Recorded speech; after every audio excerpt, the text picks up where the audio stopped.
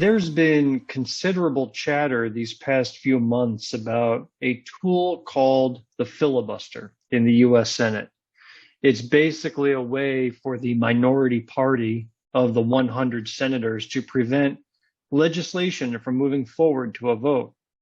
It used to be that a filibuster was when one or more senators could talk for as long as they wished on any subject they chose during debate, a process that could only be stopped if 60 senators agree to close debate. But nowadays, it merely requires a threat to filibuster to hold up a vote.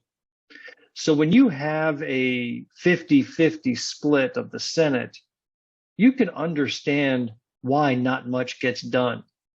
We saw very recently how Republicans filibustered a bill to establish a January 6th commission to fully fund an investigation into every aspect that led to one of the most appalling moments in our country's history.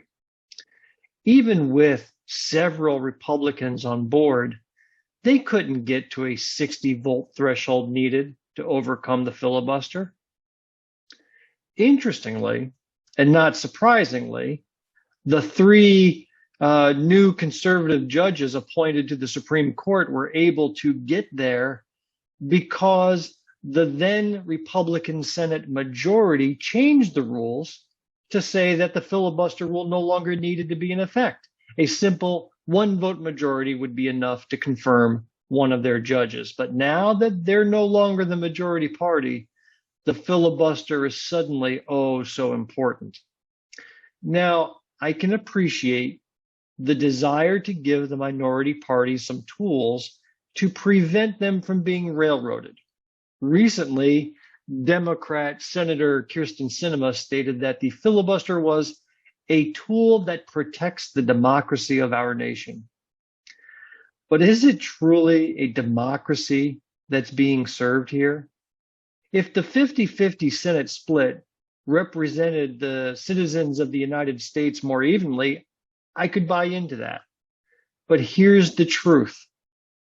The 50% represented by Republican senators covers 41.5 million fewer Americans than those represented by Democratic senators.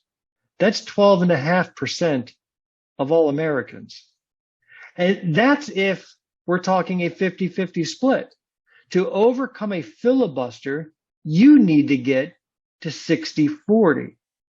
Now, if 50-50 itself is currently an unfair balance, one that weakens the representation of the Democratic leading voter, then 60-40 spreads that disparity even further, where those 40 senators representing only a third of the nation can stop the business of the other 2/3.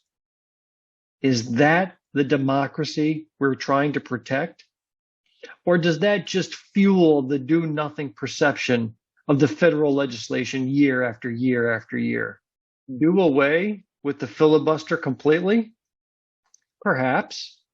In a nation where we don't have one senator from Wyoming who represents 290,000 voters carrying as much weight as a senator from California who represents 19.7 million voters, doesn't make sense.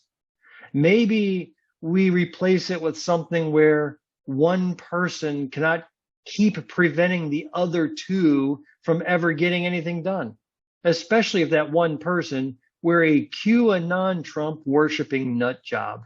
That's it for today's Monday Musings. And if you're not registered to vote, to bring democracy back to our democracy, we're going to need to overcome these odds that are stacked against us and vote in those good legislators that truly believe in fair representation. Please get registered.